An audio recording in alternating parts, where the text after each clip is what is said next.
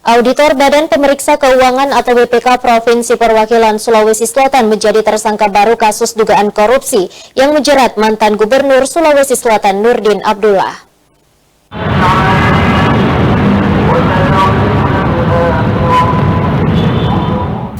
Empat orang pegawai auditor Badan Pemeriksa Keuangan atau BPK Perwakilan Sulawesi Selatan menjadi tersangka baru kasus dugaan korupsi yang menjerat mantan Gubernur Nurdin Abdullah pada tahun 2021 lalu.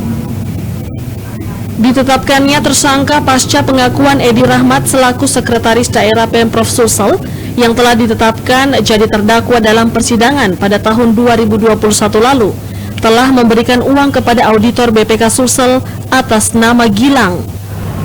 Selain itu, beberapa pejabat BPK Perwakilan Sulsel enggan dimintai keterangan hingga tak mau ditemui oleh awak media, serta berdalih dengan alasan berada di luar kantor.